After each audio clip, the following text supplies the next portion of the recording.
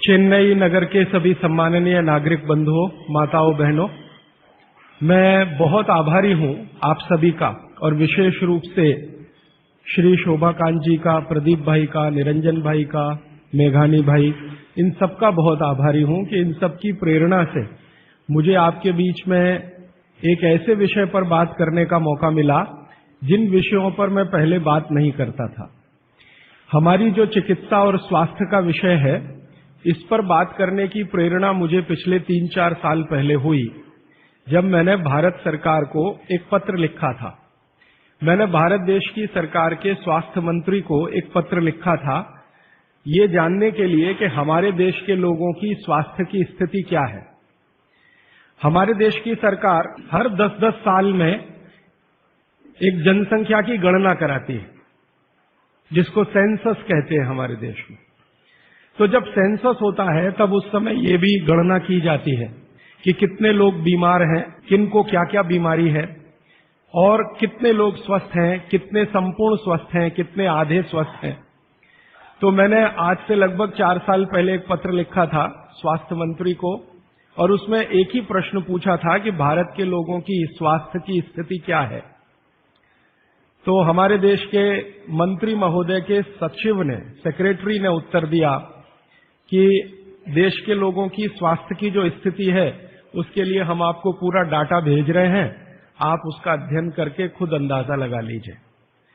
तो सरकार ने जो मुझको डाटा भेजा वो 1-2 पन्ने का नहीं था, वो काफी 600-700 पन्ने का मोटा सा एक पुलिंदा था। उसमें जो सेंसस की रिपोर्ट थी वो पूरी उन्होंने लिखी थी। वो पढ़कर मुझे बहुत परेशानी हो गई। परेशानी क्या हो गई कि उसमें उन्होंने बताया कि लगभग 112 करोड़ लोग इस देश में रहते हैं और 112 करोड़ लोगों में स्वस्थ लोगों की संख्या गिनती की 25 से 30 करोड़ है। बस 25 से 30 करोड़ लोग ऐसे हैं इस देश में जिनको स्वस्थ कहा जा सकता है, जिनको किसी तरह का कोई रोग नहीं है, शारीरिक रूप से भी और मानसिक रूप से भी। बाकी जितने भी लोग हैं सभी को कुछ न कुछ तकलीफें हैं। जैसे भारत सरकार के विशेषज्ञों ने ये कहा कि 5 करोड़ लोग इस देश में हैं जिनको डायबिटीज है, मधुमेह है, खराब बीमारी है। दुनिया के ज्यादातर डॉक्टर कहते हैं कि ये जल्दी ठीक नहीं होने वाली बीमारी है और ये 5 करोड़ लोगों को हो गई है। और विशेषज्ञ ये कहते हैं उस रिपोर्ट में कि अगर यही गति और रफ्तार से डायबिटीज बढ़ती गई तो अगले 2014 तक लगभग 10 से 12 करोड़ लोगों को ये होगी। फिर उस रिपोर्ट में उन्होंने कहा है कि 12 से 13 करोड़ लोग ऐसे हैं जिनको लंग्स इन्फेक्शन की भिन्न भिन्न बीमारियां हैं, जैसे दमा है, अस्थमा है, सांस फूलती है, ब्रोंकियल अस्थमा है, ट्यूबरकुलोसिस है, ऐसे 12-13 करोड़ लोग। फिर वो विशेषज्ञों की रिपोर्ट कहती है कि भारत में लगभग 15-16 करोड़ लोग हैं जिनको घुटनों का दर्द, कमर का दर्द, कंधे का दर्द, हड्डियों का दर्द, जिसको आप संधिवात कहते हैं सरल भाषा में, ये हड्डियों के, जोड़ों के दर्द की बीमारियां हैं। फिर उसी रिपोर्ट में बताया गया है कि 9 से 10 करोड़ लोग हैं जिनको पेट का कुछ न कुछ तकलीफ है, जिनको पित्त की बीमारियों के द्वारा हम लोग अक्सर परिभाषित करते हैं। गैस बनना, एसिडिटी होना, अल्सर होना, पेप्टिक अल्सर होना, हाइपर एसिडिटी होना, वगैरह वगैरह। और ये सब मैं पढ़ता गया और एक जगह लिखा हुआ था रिपोर्ट में, बहुत परेशान करने वाली बात, कि 20 से 22 करोड़ लोग हैं जिनको आंखों की कुछ न कुछ बीमारी है। या तो कम दिखता है या बिल्कुल नहीं दिखता, रात में नहीं दिखता, दिन में दिखता है तो रंग का अंतर पता नहीं चलता। हम लोग अंग्रेजी में उनको नाइट ब्लाइंडनेस या कलर ब्लाइंडनेस या ग्लूकोमा जैसी बीमारियों से परिभाषित करते हैं। और ये पढ़ते पढ़ते मैं परेशान होता गया। अंत में रिपोर्ट के आखिरी हिस्से में सरकार की तरफ से ये बताया गया था कि ये सब बीमारियां तो हैं और सरकार इनके लिए क्या क्या प्रयास कर रही है। हर साल केंद्र सरकार का बजट है इन बीमारियों को ठीक करने के लिए, वो करीब 96,000 करोड़ रुपए का है, परोक्ष और प्रत्यक्ष दोनों मिलाकर, डायरेक्ट और इनडायरेक्ट। फिर राज्य सरकारों के अलग अलग बजट हैं। उन्होंने बताया कि जैसे तमिलनाडु की राज्य सरकार का बजट 35,000 करोड़ का है, आंध्र प्रदेश की सरकार का बजट 28,000 करोड़ का है। ऐसे अलग अलग राज्यों की सरकारों का बजट है। केंद्र सरकार का बजट और राज्य सरकार का बजट दोनों मिलाकर औसतन मैंने निकाला तो लगभग 1-1.25 लाख करोड़ रुपए का खर्चा है सरकार की तरफ से। फिर ये पूरी रिपोर्ट पढ़ने के बाद और एक हिस्सा है रिपोर्ट का कि भारत की सरकार कहती है कि विभिन्न बीमारियों का इलाज करने के लिए इस देश में जो डॉक्टरों की संख्या है, जो रजिस्टर्ड है, वो 23 लाख है। MBBS, MD, MS, BAMS माने आयुर्वेद के और प्लस BHMS होम्योपैथी के, तीनों विधाओं के, होम्योपैथी, आयुर्वेद और एलोपैथी तीनों मिलाकर सरकार कहती है कि 23 लाख डॉक्टर हैं जो रजिस्टर्ड हैं। अब 23 लाख डॉक्टर और लगभग 70 से 75 करोड़ मरीज या बल्कि 80 करोड़ मरीज, तो मैंने हिसाब निकाला कि एक डॉक्टर कितने लोगों का इलाज कर सकता है। अगर ईमानदारी से कोई डॉक्टर सवेरे से शाम तक, सवेरे 7 बजे से शाम 7 बजे तक क्लिनिक में काम करे तो ज्यादा से ज्यादा 50 लोगों को वो देख सकता है। अब 23 लाख डॉक्टर हैं और 50 का उसमें गुणा कर दो तो बीमारों की संख्या और जिनका इलाज हो पा रहा है उनकी संख्या में जमीन आसमान का अंतर है। फिर मैंने एक दूसरा पत्र लिखा और मैंने स्वास्थ्य मंत्री को ये कहा कि ये डॉक्टरों की संख्या तो पर्याप्त नहीं है बीमारों का इलाज करने के लिए। क्या सरकार की ऐसी कोई योजना है कि डॉक्टरों की संख्या बढ़ाई जाए? तो मंत्री के यहां से पत्र आ गया कि भारत की सरकार और राज्य की सरकारों ने अब तक जितने डॉक्टर्स बनाए हैं, इनको बनाने में करीब 10 लाख करोड़ से ज्यादा का खर्च हो चुका है। अगर ये संख्या हम दुगनी करें तो 20 लाख करोड़ रुपए हमें चाहिए। सरकार के पास इतना धन उपलब्ध नहीं है, इसलिए ये व्यवस्था कैसे आगे बढ़ेगी मालूम नहीं। फिर मैंने भारत सरकार को याद दिलाया कि भारत सरकार ने एक अंतर्राष्ट्रीय समझौता किया हुआ है जिसमें कई देश शामिल हैं और वो समझौते का टाइटल है 2014 तक सभी स्वस्थ। भारत में सन 2014 तक सभी को स्वस्थ हो जाना है, ये सरकार का समझौता है। तो 2014 तक कैसे होने वाला है? मुझे नहीं लगता कि कोई होने की संभावना है और सरकार स्वीकार करती है कि जिस गति से सरकार काम कर रही है, अगर सभी हिंदुस्तानियों को स्वास्थ्य दिया जाए, चिकित्सा दी जाए, तो कम से कम 350 साल लगेंगे। ये कैलकुलेशन मैंने कैसे निकाला? हर साल जितने डॉक्टर इस देश में पढ़कर निकल रहे हैं, एलोपैथी, होम्योपैथी और आयुर्वेद के, और उसमें देश का जो ग्रोथ रेट है 10%, वो जोड़कर हर साल उनकी संख्या बढ़ती जाए तो 350 साल में सभी को चिकित्सा और स्वास्थ्य मिल जाएगा। अब पता नहीं 350 साल में कितने जीवित बचेंगे और कितने यहां से चले जाएंगे। अब मेरी एक जो दुख की बात है मन की, वो ये कि 350 साल में जनसंख्या अगर जो बढ़ रही है उसको जोड़ दिया इसमें, तो किसी को भी स्वास्थ्य कभी भी उपलब्ध नहीं हो सकेगा। जब ये जानकारी मुझे आई तो मैं बहुत परेशान हुआ और मैंने सोचा कि ये तो बड़ी गंभीर स्थिति है। फिलहाल पिछले कुछ वर्षों से मैं स्वामी रामदेव जी के साथ जुड़ा हूं। उनसे जब मैंने इन सब विषयों पर चर्चा की तो वो भी कहते हैं कि बात तो बहुत गंभीर है। सबको स्वास्थ्य मिलना सरकार के बूते का और सरकार के दम पर और चिकित्सा जो चल रही है इस देश में उसके दम पर तो संभव नहीं है, कोई और रास्ता ढूंढना पड़ेगा। अब दूसरा रास्ता ढूंढने के लिए मैंने भारत देश के कई बड़े चिकित्सकों से बात करना शुरू किया, ऐसे वैद्यों से बात करना शुरू किया जो आयुर्वेद के बड़े पंडित माने जाते हैं इस देश में। विशेष रूप से एक वैद्य हैं हार्डीकर, पूना में रहते हैं और उनका भारत में बहुत बड़ा ऊंचा स्थान है। आजकल हिंदुस्तान के आयुर्वेद चिकित्सा के जो विशेषज्ञ हैं वो उनको आधुनिक चरक कहते हैं, इतनी ऊंची स्थिति है उनकी। हार्डीकर जी की उम्र उनकी लगभग 85 वर्ष हो चुकी है।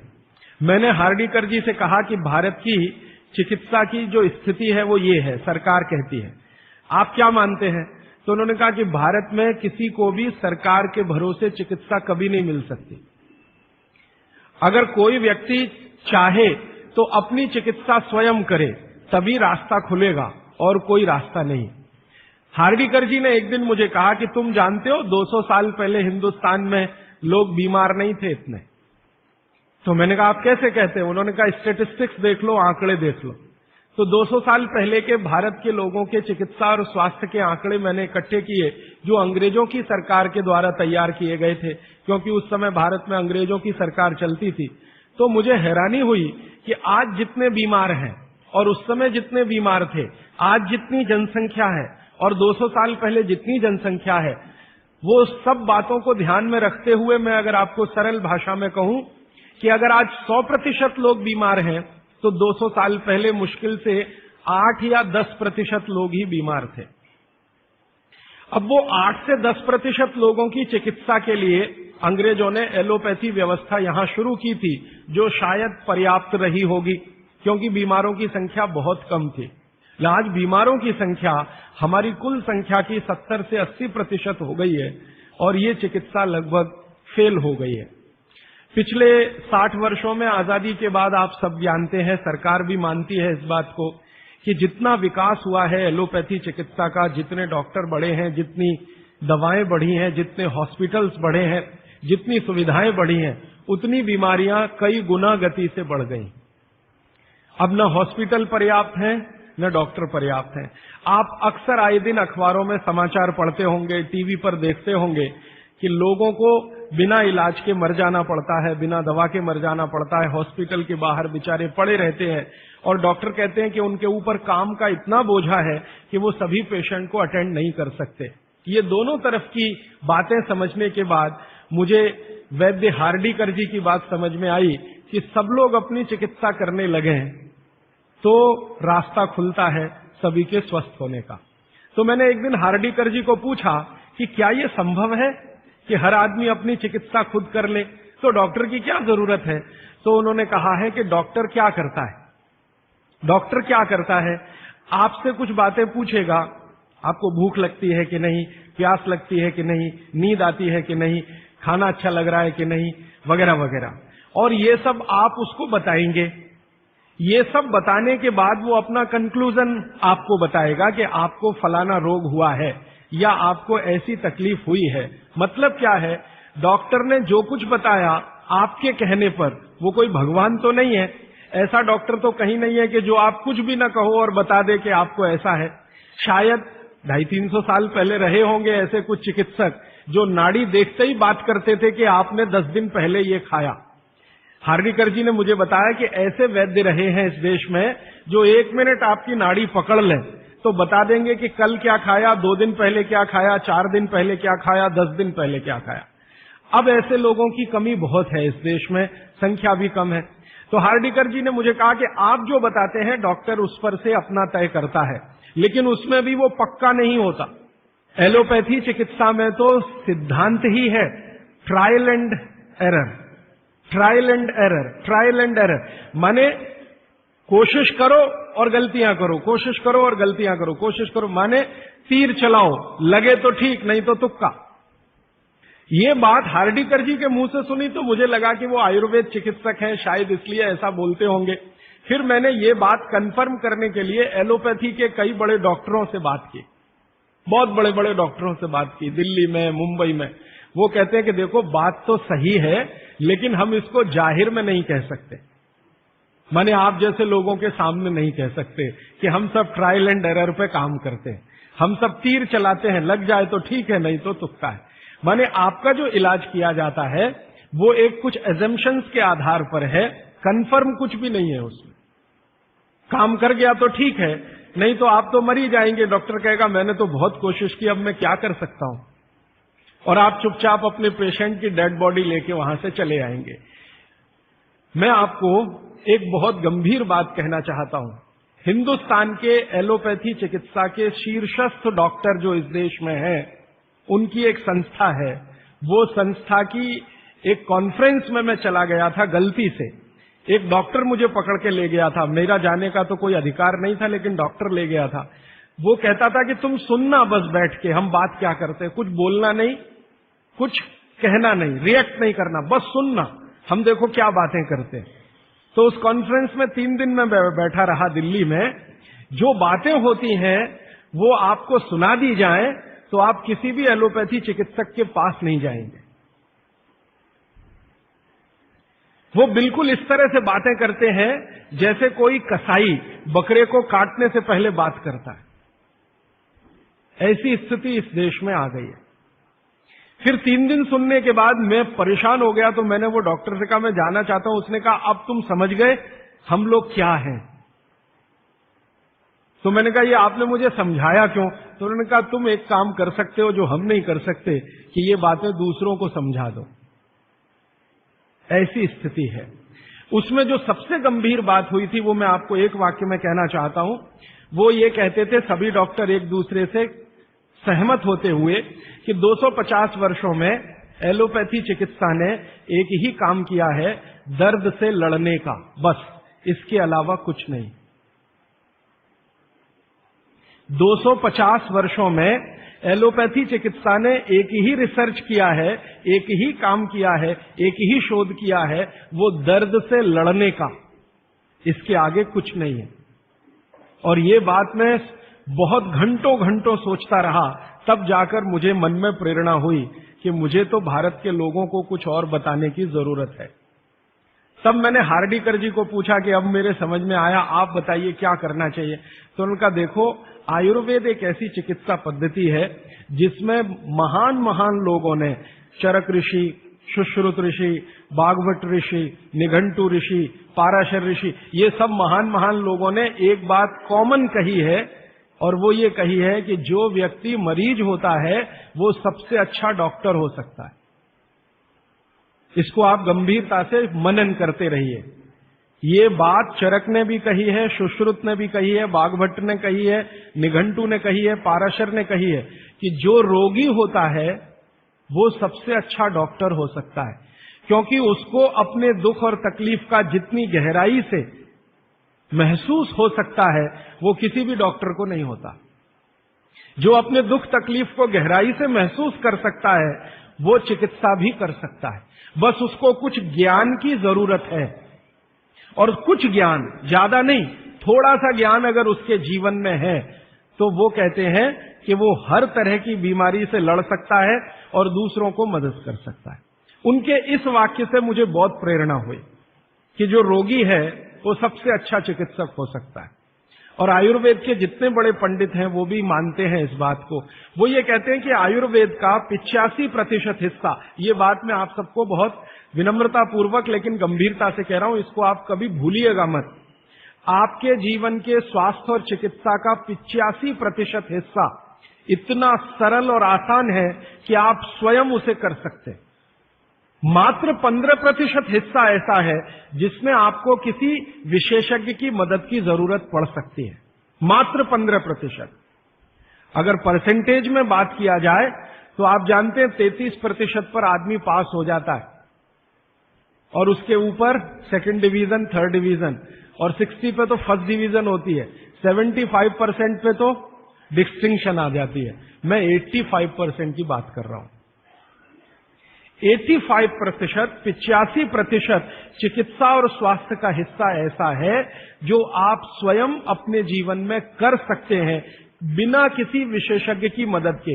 बस 15% हिस्सा है जिसमें किसी विशेषज्ञ की जरूरत है। और आपको मैं एक आगे की बात कहता हूं कि ये जो 15% हिस्सा है आपकी जिंदगी का जिसमें आपको विशेषज्ञ की जरूरत पड़ती है, ये हिस्से में सबसे कम बीमारियां हैं, सबसे कम बीमारियां। माने जहां आपको विशेषज्ञ की आवश्यकता पड़े आपके जीवन में, वो बीमारियों की संख्या सबसे कम है, और जहां विशेषज्ञ की जरूरत नहीं है आपको अपने जीवन में, वो बीमारियां सबसे ज्यादा है। इसका माने कि हम 85% तो डॉक्टर हो ही सकते हैं। कंक्लूजन इस बात का ये है। अब आप अगर 85% से और बेहतर डॉक्टर होना चाहते हैं तो बागभट्ट ऋषि कहते हैं कि अपने शरीर को थोड़ा जान लीजिए, बस। और वो दूसरी महत्व की बात कहते हैं कि अपने भोजन को पहचान लीजिए।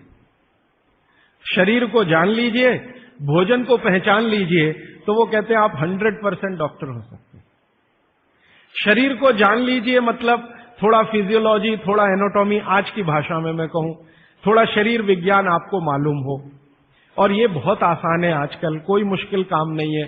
भारत सरकार ने विभिन्न तरह की छोटी छोटी पुस्तकें छपा रखी हैं जो बच्चों को पढ़ाई जाती हैं। एनसीईआरटी के सिलेबस में अब तो ये आ गया है।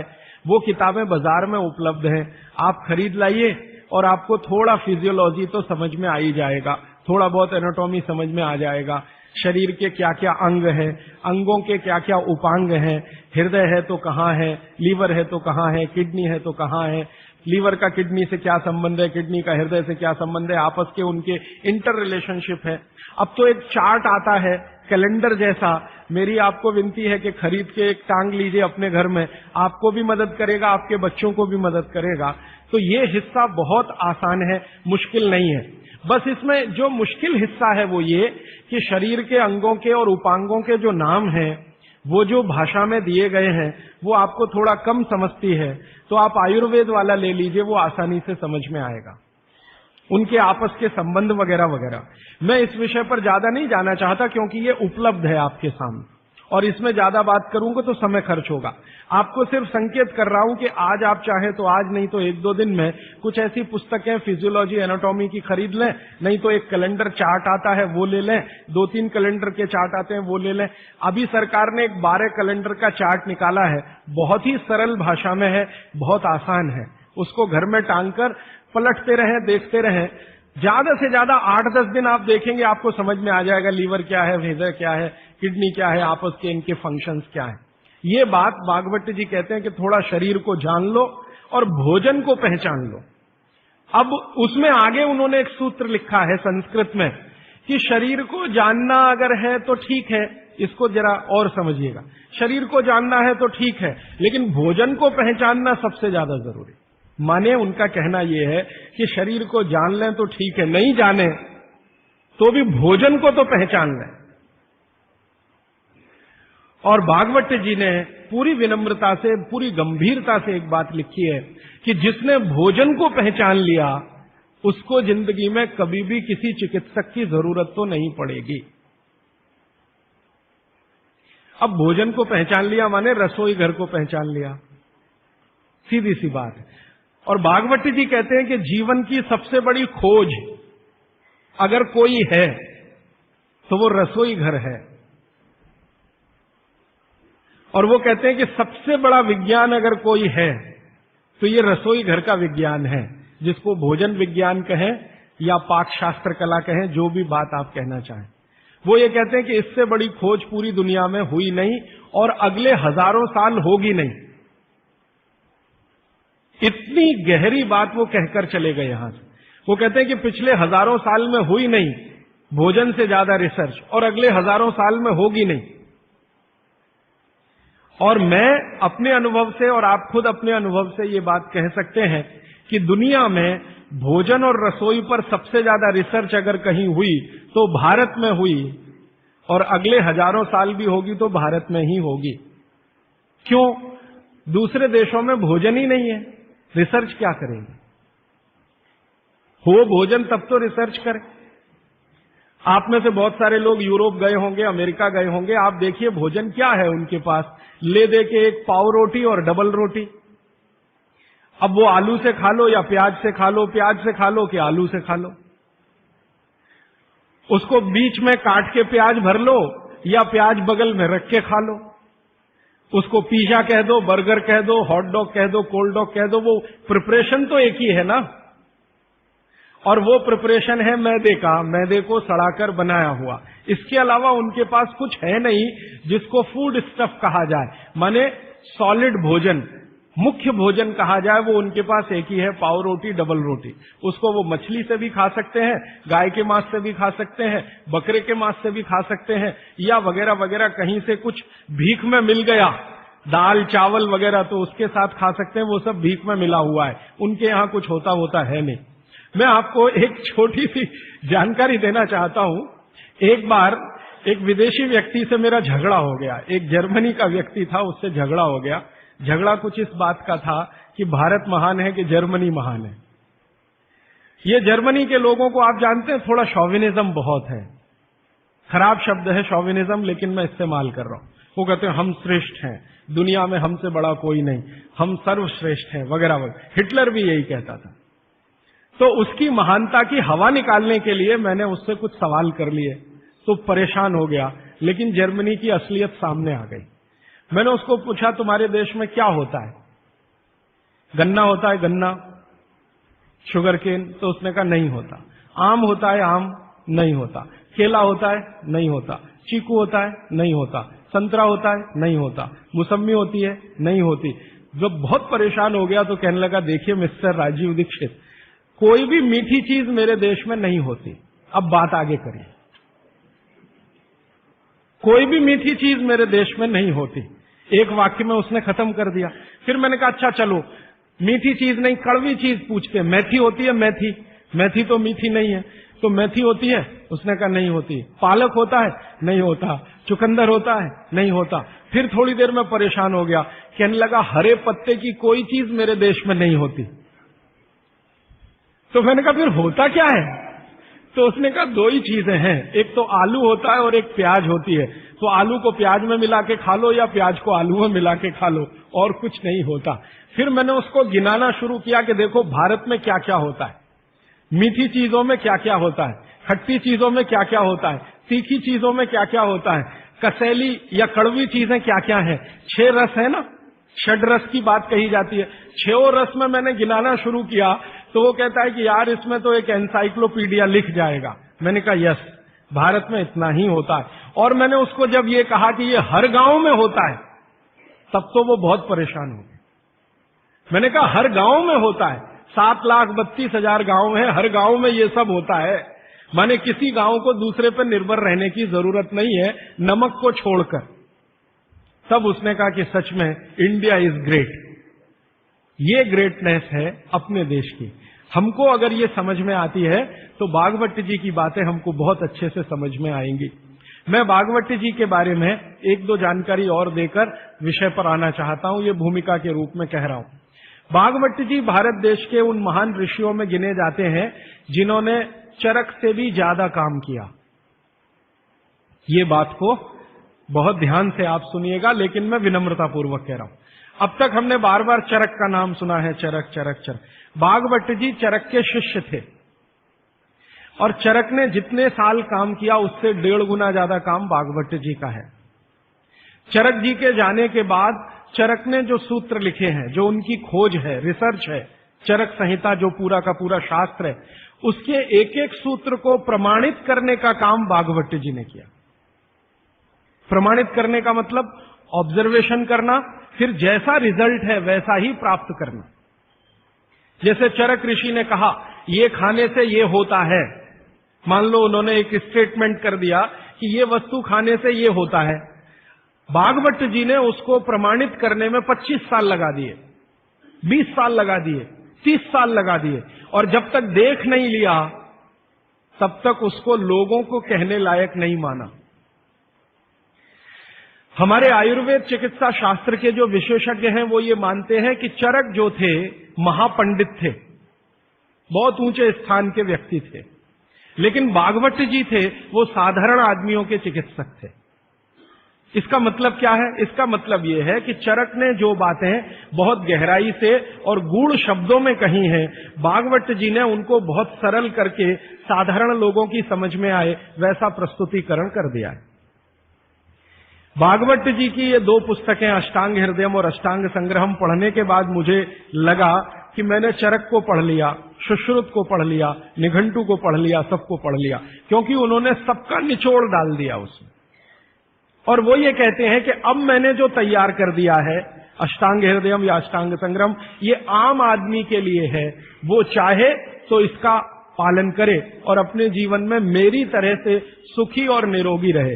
बागवट जी 135 वर्ष तक जिंदा रहे और उनके शिष्य बताते हैं कि उन्होंने इच्छा मृत्यु को धारण किया। माने उनकी इच्छा हो गई थी कि अब बहुत दिन जिंदा रहने से कोई फायदा नहीं है, तो मृत्यु को वरण किया। ऐसे पंडित आदमी, इतनी कमांड अपने शरीर पर। और वो ये कहते हैं जब मृत्यु को जा रहे थे तो उनके शिष्य कह रहे थे कि परेशान हम हो जाएंगे, आप चले जाएंगे। उनका कोई परेशानी नहीं है, ये शरीर छोड़ूंगा, दूसरा धारण करूंगा। जैसे तुम शर्ट बदलते हो मैं बदल लूंगा, लेकिन अब मुझे जाना चाहिए, इस शरीर का सीमा हो गया है। ऐसे व्यक्ति जिन्होंने मृत्यु को धारण किया अपनी इच्छा से, उन्होंने जो कुछ अपने जीवन में किया है वो 2 ही पुस्तकों में सारा समाहित है, तीसरी कोई पुस्तक उन्होंने लिखी नहीं। और वही दोनों पुस्तकों में कुल मिलाकर 7,000 सूत्र हैं। 7,000। 2 पुस्तकों में कुल मिलाकर 7,000 सूत्र हैं। सभी सूत्र